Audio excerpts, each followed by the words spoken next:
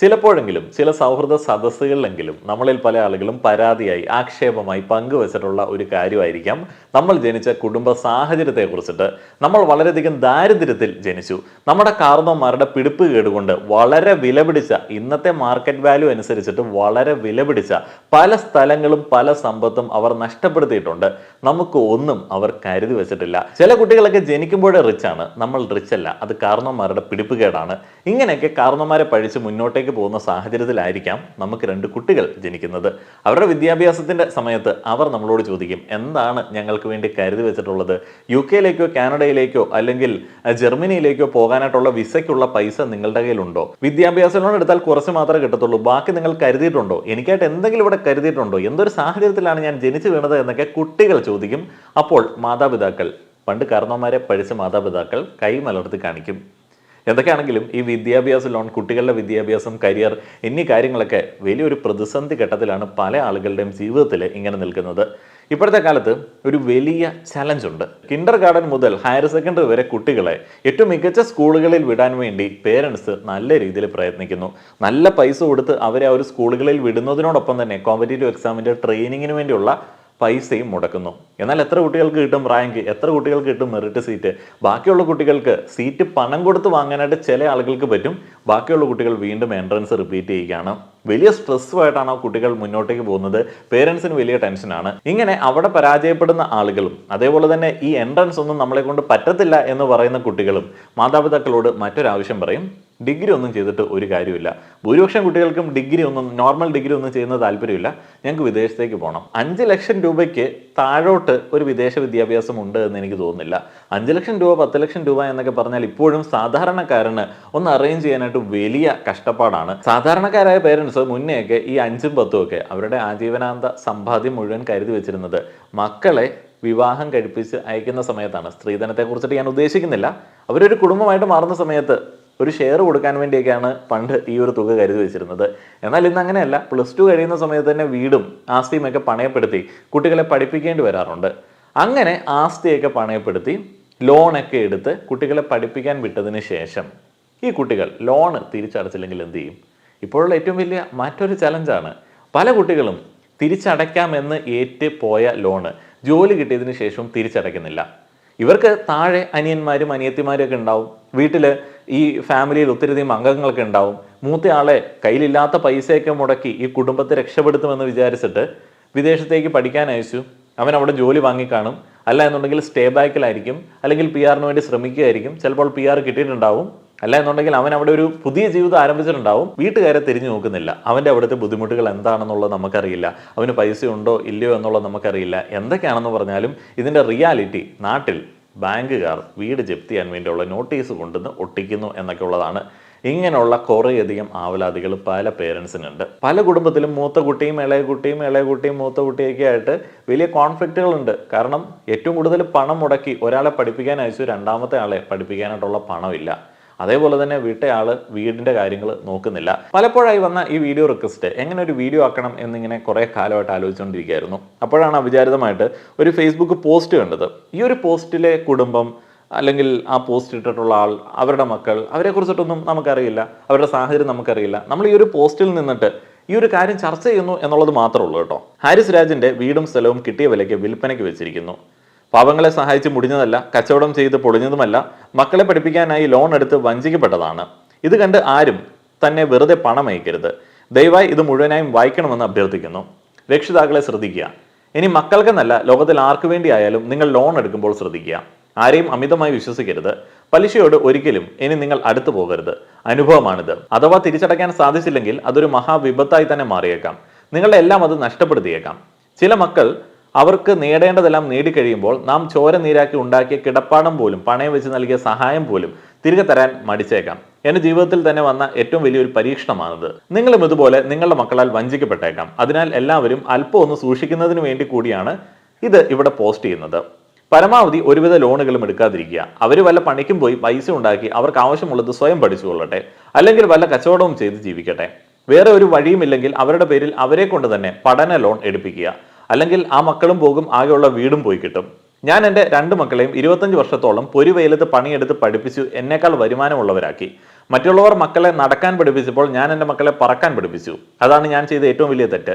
മകൾക്കും മകനും ജോലിക്കായി അവസാനത്തെ പിടിവള്ളിയും ആകെ ഉണ്ടായിരുന്ന സമ്പാദ്യവുമായിരുന്ന വീടും സ്ഥലവും പണയപ്പെടുത്തി 25 ലക്ഷത്തോളം ലോൺ എടുത്ത് ജോലിയും വാങ്ങിക്കൊടുത്തു. മകൾ സോഫ്റ്റ്വെയർ എഞ്ചിനീയറാണ്, കാനഡയിലാണ്. മകൻ എയർപോർട്ടിൽ ജോലി ചെയ്യുന്നു. ഇതിനുശേഷം അദ്ദേഹത്തിൻ്റെ പേഴ്സണൽ ലൈഫുമായി ബന്ധപ്പെട്ട കാര്യങ്ങളാണ്. അത് നമുക്ക് സ്കിപ്പ് ചെയ്യാം. ഞാൻ പണിയെടുത്ത് സമ്പാദിച്ച വീടല്ലേ, അത് പോട്ടെ. ആ വീടാണിത്. ഇത് വിറ്റ് എൻ്റെ മക്കൾ വരുത്തിവെച്ച കടം വീട്ടിൽ ഒരു ചെറിയ വീട് വാടകയ്ക്കാണെങ്കിലും എടുത്ത് ഉമ്മയെയും സഹോദരിയും അവരുടെ കുടുംബത്തെയും ഒപ്പം കൂട്ടി മരണം വരെ എൻ്റെ കണ്ണിൽ കാണുന്ന ആരോരുമില്ലാത്ത പാവങ്ങൾക്കായി ആവുന്ന സഹായങ്ങൾ ചെയ്ത് ജീവിക്കണം എന്നുള്ളതാണ് ആഗ്രഹം. ഈ വീട് വാങ്ങിയോ വാങ്ങാനുള്ള ആളുകളെ പരിചയപ്പെടുത്തിയോ സഹായിക്കാൻ ആരെങ്കിലും മുന്നോട്ട് വരുമെന്ന പ്രതീക്ഷയോടെ അദ്ദേഹം ആ ഒരു പോസ്റ്റ് അവസാനിപ്പിക്കുകയാണ്. ഇതൊരു വലിയ റിയാലിറ്റിയാണ്. സാധാരണ ഇത്തരത്തിൽ കടങ്ങളൊക്കെ വരുന്ന സമയത്ത് ഇപ്പോൾ വീടൊക്കെ ലോട്ടറി സ്കീമിലൊക്കെ കൊടുക്കുന്ന ചില ആളുകളുണ്ട്. അപ്പോൾ അതിൽ നിന്നൊക്കെ വ്യത്യസ്തമായിട്ട് വളരെ മാന്യമായിട്ടുള്ള രീതിയിൽ വീട് വിറ്റിട്ട് കടം വീട്ടാനായിട്ട് തീരുമാനിച്ചിരിക്കുകയാണ്. ഈ വീട് അതേപോലെ തന്നെ നമ്മളുടെ ഒരു കിടപ്പാടം എന്നൊക്കെ പറയുന്നത് പലപ്പോഴും ഒരു ഇമ്പോർട്ടൻ്റ് ഘടകമായിട്ട് വരുന്ന എപ്പോഴാണെന്ന് വെച്ചാൽ നമുക്ക് കുട്ടികളൊക്കെ ഉണ്ടാകുന്ന സമയത്ത്, നമ്മൾ ഭാര്യയും കുടുംബമായിട്ടൊക്കെ ജീവിക്കുന്ന സമയത്ത്, അവരുടെ വളർച്ചാ കാലഘട്ടങ്ങളിലൊക്കെയാണ്. അതിനുശേഷം സത്യം പറഞ്ഞു കഴിഞ്ഞാൽ റിട്ടയർമെൻറ്റ് ലൈഫിൽ സ്വന്തം വീട്ടിൽ തന്നെ കിടന്ന് മരിക്കണം എന്നൊക്കെ ഉള്ളത് ഇന്നത്തെ കാലത്ത് വലിയൊരു അത്യാഗ്രഹമായിട്ട് മാറിയിരിക്കുകയാണ്. വളരെ മാതൃകാപരമായിട്ടുള്ള ചില രീതികളൊക്കെ പലയിടങ്ങളിലായിട്ട് കണ്ടിട്ടുണ്ട്. റിട്ടയർമെൻറ്റ് ലൈഫിൽ പോയി താമസിക്കാനായിട്ട് കുറച്ച് തുക നേരത്തെ കൊടുത്ത് നല്ല ലക്ഷറി സെറ്റപ്പൊക്കെ പ്ലാൻ ചെയ്ത് വെക്കുന്ന ആളുകൾ, സ്വന്തമല്ല അവിടെ അവരെ കെയർ ചെയ്യാനായിട്ട് കുറേയധികം ആളുകളുണ്ടാവാം. അതൊരു എഗ്രിമെൻ്റ് ആണ്. അവസാന കാലം വരെ അവർക്ക് അവിടെ ഒരു വില്ല പ്രോജക്റ്റ് പോലെയുള്ള സൗകര്യങ്ങളിലൊക്കെ താമസിക്കാം. നല്ല പരിപാടിയല്ലേ. കയ്യിലുള്ളതും സമ്പാദിച്ചതുമെല്ലാം മക്കൾക്കായിട്ട് നേരത്തെ കൊടുക്കുന്നു. ഈ അമ്മയെയും അച്ഛനെയൊക്കെ നോക്കേണ്ട ആ ഒരു വലിയ ഭാരിച്ച പണിയൊന്നും ഇല്ലാത്തതുകൊണ്ട് അവർക്ക് ആ ഒരു സ്നേഹം ഉണ്ടാവും. അല്ലെങ്കിൽ നാളെ എന്തെങ്കിലുമൊക്കെ അസുഖങ്ങൾ വന്ന് വയ്യാതൊക്കെ ഇരിക്കുന്ന സമയത്ത് ഇവരുടെ ജീവിത തിരക്കുകൾക്കിടയിൽ അച്ഛനും അമ്മയൊക്കെ നോക്കാനായിട്ട് പലപ്പോഴും പറ്റിയെന്ന് വരില്ല. അതേപോലെ തന്നെ ദേഷ്യമൊക്കെ ഉണ്ടാവാനായിട്ടുള്ള സാധ്യത ഉണ്ട്. അപ്പോൾ അതുകൊണ്ട് തന്നെ ആയ കാലത്ത് നമ്മൾ റിട്ടയർമെൻറ്റിനെ കുറിച്ചൊക്കെ പ്ലാൻ ചെയ്ത് നേരത്തെ തന്നെ വളരെ സ്വസ്ഥമായിട്ട് മാറുകയാണെന്നുണ്ടെങ്കിൽ എനിക്ക് തോന്നുന്നു ഒട്ടുമിക്ക കുടുംബത്തിലെ ഈ പ്രശ്നങ്ങളൊക്കെ കുറഞ്ഞു കിട്ടും. പലപ്പോഴും പല മാതാപിതാക്കളും മക്കളിൽ ഇൻവെസ്റ്റ് ചെയ്യുകയാണ്. എന്തിനു വേണ്ടിയാണ് ഇൻവെസ്റ്റ് ചെയ്യുന്നത്? അവരെ പഠിപ്പിക്കുന്നതും അവരെ വിവാഹം കഴിപ്പിക്കുന്നതും അവർക്ക് നല്ല ജീവിത സാഹചര്യങ്ങൾ ഉണ്ടാക്കി കൊടുക്കുന്നത് എന്തിനു വേണ്ടിയാണ്? പല ആളുകളോടും ചോദിച്ചു കഴിഞ്ഞാൽ അവർ പറയും, നമ്മൾ വയ്യാതിരിക്കുന്ന സമയത്ത് നമ്മളെ നോക്കാൻ അവരേ ഉള്ളൂ. അപ്പോൾ മറ്റൊരാളെ നമ്മളിങ്ങനെ പണം കൊടുത്ത് സെറ്റ് ചെയ്ത് വെക്കുകയാണ്. നമുക്ക് എന്ത് ഉറപ്പാണുള്ളത് അവർ നോക്കുക എന്നുള്ളത്?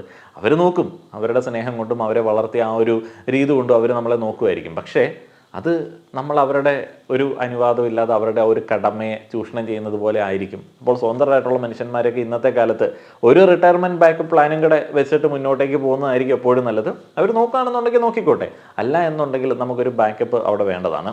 ഇനിയിപ്പോൾ ഈ വിദ്യാഭ്യാസ ലോണിൻ്റെ കാര്യത്തിലേക്ക് തിരികെ വരികയാണെന്നുണ്ടെങ്കിൽ ഈ ഒരു ലോണിന് ഒരു പ്രശ്നമുണ്ട്. പഠിക്കുന്ന കാലയളവിൽ പലിശ അടയ്ക്കേണ്ടതില്ല. പല ആളുകളും അതിൻ്റെ ഒരു ചെറിയ തുക പോലും ആ ഒരു കാലയളവിൽ അടയ്ക്കാനായിട്ട് സാധിക്കാറില്ല. ഇപ്പോൾ വിദേശത്തേക്ക് പോകുന്ന ചില കുട്ടികൾ മാതൃകാപരമായിട്ട് അത് അടയ്ക്കാറുണ്ട്, നേരത്തെ തന്നെ ക്ലോസ് ചെയ്യാറുണ്ട് എന്നൊക്കെ അറിയാൻ കഴിഞ്ഞു. പല കുട്ടികൾക്കും അതിന് സാധിക്കാറില്ല. എന്നാൽ പഠനശേഷം ഈ ഒരു ലോണിൽ പലിശ കാൽക്കുലേറ്റ് ചെയ്യാനായിട്ട് തുടങ്ങും. ഭീമമായിട്ടുള്ളൊരു തുകയാണ്. അപ്പോൾ ആ ഒരു കാലയളവിൽ ഇത് അടയ്ക്കാതിരുന്നാൽ, ഒരു മൊറട്ടോറിയം പീരീഡിന് ശേഷവും ഇത് അടയ്ക്കാതിരുന്നു കഴിഞ്ഞാൽ ഇത് പിന്നീട് വലിയൊരു തലവേദനയായിട്ട് വരും. പിന്നീട് ഇത് ഒന്നിച്ച് ക്ലോസ് ചെയ്യേണ്ടി വരും. അതേപോലെ തന്നെ ഇത് സിബിൽ സ്കോറിനെ ബാധിക്കും. ചില കേസുകളിൽ സംഭവിക്കുന്നത് എന്താണെന്ന് വെച്ച് കഴിഞ്ഞാൽ വിദ്യാഭ്യാസ ലോണിന് ഒരു പരിധിയുണ്ട്. ബാക്കിയുള്ള ചിലവുകൾക്കും കൂടെ പണം കണ്ടുപിടിക്കേണ്ടി വരും. ആ ഒരു സമയത്താണ് പല ആളുകളും വിദ്യാഭ്യാസ ലോൺ എടുക്കുന്നതിനോടൊപ്പം തന്നെ തൻ്റെ കയ്യിലുള്ള ആസ്തി ഒരു പേഴ്സണൽ ലോണിന് വേണ്ടി പണയപ്പെടുത്തുന്ന ഒരു സാഹചര്യം. അങ്ങനെ പണയപ്പെടുത്തി കഴിഞ്ഞാൽ അതിന് ഭീമമായിട്ടുള്ള പലിശയാണ്. ഇപ്പോൾ സഹകരണ ബാങ്കിൽ തന്നെ 12-14 ഒക്കെയാണ് ഈ പേഴ്സണൽ ലോണിൻ്റെ ഒരു ഇൻട്രസ്റ്റ് എന്ന് പറയുന്നത്. കുട്ടികൾ തിരിച്ചടയ്ക്കും, അല്ലെങ്കിൽ ഏജൻസിക്കാർ പറയും അവിടെ പോയിട്ട് നല്ല രീതിയിൽ വർക്ക് ചെയ്തിട്ട് നിങ്ങൾക്ക് തിരിച്ചടയ്ക്കാൻ വേണ്ടി പറ്റും എന്നൊക്കെ പറഞ്ഞ് നമ്മൾ ഈ ഒരു ലോൺ എടുത്തു കഴിഞ്ഞാൽ ഭീമമായിട്ടുള്ളൊരു തുകയാണ്.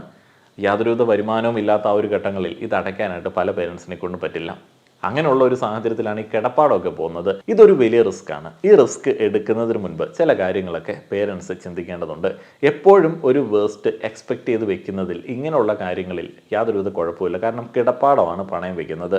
ആദ്യം തന്നെ ഏത് കോഴ്സാണെന്നുണ്ടെങ്കിലും പണം മുടക്കിയിട്ടുള്ള, അത്യാവശ്യം നമ്മളെ കൊണ്ട് പറ്റാവുന്നതിൻ്റെ മാക്സിമം പണം മുടക്കിയിട്ടുള്ള ഒരു കോഴ്സാണ്, അതിൻ്റെ മുകളിലുള്ള ഒരു കോഴ്സാണ് എന്നുണ്ടെങ്കിൽ ആ കോഴ്സ് എടുക്കുന്ന വിദ്യാർത്ഥിയുടെ കമ്മിറ്റ്മെൻറ്റ്, റെസ്പോൺസിബിലിറ്റി, ആ ഒരു ബോധമുണ്ടല്ലോ, അതിനെക്കുറിച്ച് കൃത്യമായിട്ടൊരു അസസ്മെൻറ്റ് നടത്തുക.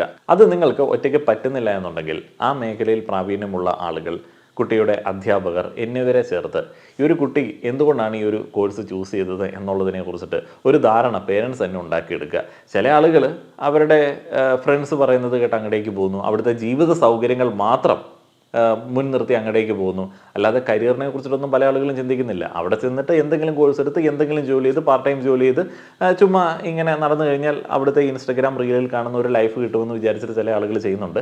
അങ്ങനെ ചെയ്യുമ്പോൾ ഉള്ള പ്രശ്നം എന്താണെന്ന് വെച്ച് കഴിഞ്ഞാൽ ഈ കോഴ്സ് പഠിച്ചതിന് ശേഷം അതിന് സാധ്യതയില്ല എന്നുണ്ടെങ്കിൽ അവിടെ നിൽക്കാനും പറ്റില്ല. ഇങ്ങടേക്ക് വന്നു കഴിഞ്ഞാൽ ഈ ലോണെല്ലാം ആരടയ്ക്കാനായിട്ടാണ്? അവിടെ പഠിച്ച കോഴ്സുമായിട്ട് ഇങ്ങടേക്ക് തിരികെ വന്നു കഴിഞ്ഞാൽ ഇവിടെ അവർക്ക് പറ്റുന്ന ഒരു ജോലി കൊടുക്കാനായിട്ടുള്ള സാഹചര്യമില്ല. ആ ഒരു ജോലി കൊണ്ട് ആ ഒരു ശമ്പളം കൊണ്ട് ഒന്നും ഒട്ടും ആവത്തുമില്ല. പല കുട്ടികൾക്കും കുടുംബത്തിൻ്റെ സാമ്പത്തിക അവസ്ഥയെക്കുറിച്ചിട്ട് വലിയ ധാരണയൊന്നുമില്ല.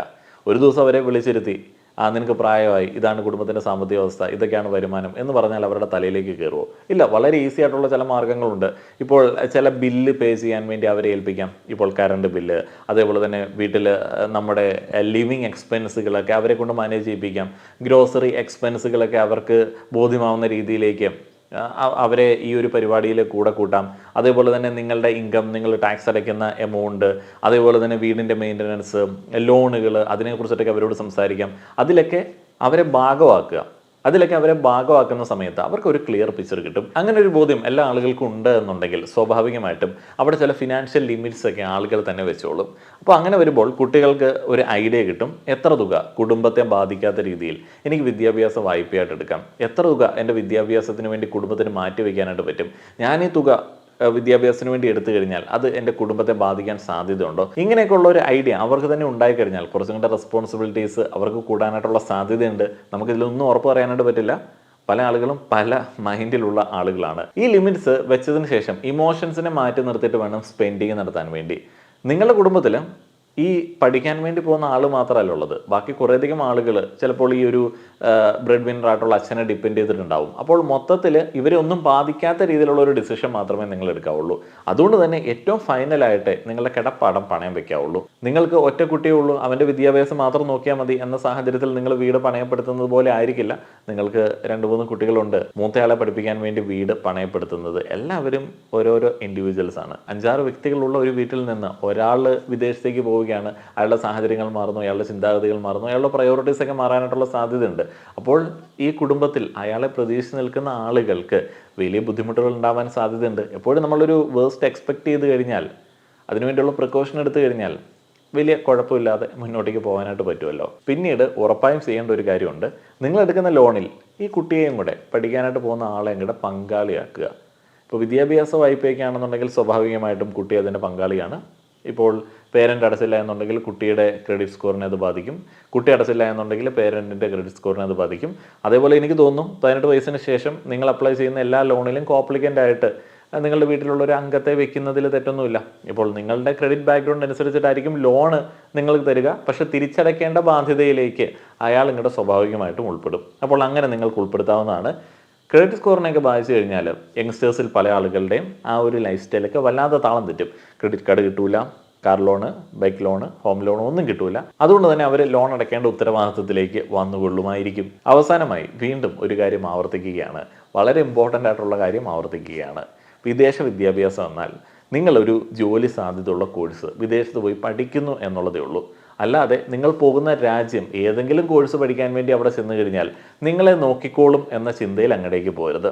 അല്ല എന്നുണ്ടെങ്കിൽ ഏതെങ്കിലും കോഴ്സ് എടുത്ത് അവിടെ ചെന്ന് കഴിഞ്ഞാൽ എന്തെങ്കിലും പണി ചെയ്ത് ജീവിക്കാം എന്നും ഇക്കാലത്ത് വിചാരിക്കരുത്. നല്ല സ്കില്ലുള്ള ഒരു രാജ്യത്തിന് എപ്പോഴും വേണ്ട ആളുകളെ നിലനിർത്തുക എന്നുള്ളതാണ് മിക്കവാറും രാജ്യങ്ങളുടെ പോളിസി. അതുകൊണ്ട് തന്നെ നിങ്ങൾ ഏതൊരു രാജ്യത്തും പിടിച്ചു നിൽക്കാൻ പറ്റുന്ന സ്കില്ലുകൾ ആർജിക്കാൻ വേണ്ടിയുള്ള ഒരു ശ്രമമാണ് ആദ്യം നടത്തേണ്ടത്. ചിലപ്പോൾ ആ ഒരു സ്കില്ല് നിങ്ങൾക്ക് ഇന്നാട്ടിൽ തന്നെ ആർജിക്കാനായിട്ട് പറ്റുമായിരിക്കാം. പലപ്പോഴും കുട്ടികളൊക്കെ നേഴ്സിംഗ് പഠിക്കാൻ വേണ്ടി വിദേശത്തേക്കൊക്കെ പോകാറുണ്ട്, ഭീമമായിട്ടുള്ള തുകയൊക്കെ കൊടുത്ത് പോകാറുണ്ട്. നല്ല ഒരു ഓപ്ഷനാണ് പൈസയുള്ള ആളുകൾക്ക്. ഇപ്പോൾ അല്ലാത്ത ആളുകൾക്ക് ഇപ്പോൾ അത് കണ്ട് വിഷമിക്കേണ്ട ആവശ്യമൊന്നുമില്ല. ഇവിടെ ഫ്രീ ആയിട്ട് നിങ്ങൾക്ക് നേഴ്സിംഗ് പഠിച്ചിട്ട് ഫ്രീ ആയിട്ട് വിദേശത്തേക്ക് പോകാനായിട്ട് സാധിക്കും. അപ്പോൾ നിങ്ങൾക്ക് നാട്ടിലും ജോലി ചെയ്യാം, അവിടെയും ജോലി ചെയ്യാം, നിങ്ങൾക്ക് ഇൻവെസ്റ്റ്മെൻറ്റും കുറവാണ്. ഇങ്ങനെയുള്ള ആൾട്ടർനേറ്റീവ് മെത്തേഡുകളൊക്കെ ഉണ്ട്. ഈ പറഞ്ഞ പരിപാടികളൊന്നും ചിന്തിക്കാതെ +2 കഴിയുമ്പോഴത്തേന് പെട്ടെന്നൊരു വെളിപാട് കിട്ടിയതുപോലെ ഏതെങ്കിലും ഒരു കോഴ്സിന് വിദേശത്തേക്ക് പോകുന്ന കുട്ടികളെ വളരെയധികം സൂക്ഷിക്കുക. അതുകൊണ്ട് തന്നെ വ്യക്തമായിട്ടുള്ള കരിയർ പ്ലാൻ ഉള്ള ആളെ മാത്രം റിസ്ക് എടുത്തിട്ട് പേരൻസ് സഹായിക്കാൻ വേണ്ടി പോവുക. പണ്ടൊക്കെ നമ്മളോട് ക്ലാസ് ചോദിക്കുമായിരുന്നു, നിങ്ങൾക്ക് ആരാവാനായിട്ടാണ് ആഗ്രഹം. അപ്പോൾ ഞാനൊക്കെ വളരെ ക്രിയേറ്റീവായിട്ടുള്ള പല കാര്യങ്ങളും പറയുമായിരുന്നു, മീഡിയയെ കുറിച്ചിട്ടൊക്കെ പറയുമായിരുന്നു. അപ്പോൾ ആ ഒരു രീതിക്ക് അനുസരിച്ചിട്ടാണ് ഇങ്ങനെ പോകുന്നത്. നമുക്ക് വേറെ ഓപ്ഷനൊന്നുമില്ല. അപ്പോൾ നമ്മളിങ്ങനെ എഴുതി വെച്ചിരിക്കുകയാണ്, +2 കഴിഞ്ഞിട്ട് ഇന്നത് ചെയ്യണം, +2 ഇന്ന സ്ട്രീം എടുക്കണം, അതിനുശേഷം ഇന്നടുത്ത് അപ്ലൈ ചെയ്യണം. ഇങ്ങനെ നമ്മൾ പ്ലാൻ ചെയ്ത് വെച്ചിരിക്കുകയാണ്. നമുക്കൊരു കരിയർ പ്ലാൻ ഉണ്ട്. എന്ത് ജോലി ചെയ്യണം, ഏത് മേഖലയിലേക്ക് പോകണം, ആ ഒരു കരിയർ പ്ലാൻ ഉന്നത വിദ്യാഭ്യാസത്തിന് വേണ്ടി വിദേശത്തേക്ക് പോകുന്ന ആളുകൾക്കുണ്ടോ എന്നുള്ളത് ചിന്തിക്കുക. അല്ലാതെ എന്തെങ്കിലും ജോലി ചെയ്യാൻ വേണ്ടി അവിടേക്ക് പോകുന്ന ആളുകൾ എപ്പോഴും പേരൻസിനും അതേപോലെ തന്നെ അവർക്കും അവരെ ഡിപ്പെൻഡ് ചെയ്തിരിക്കുന്ന ആളുകൾക്കും റിസ്കുകൾ സമ്മാനിക്കാൻ സാധ്യതയുള്ള ആളുകളാണ്.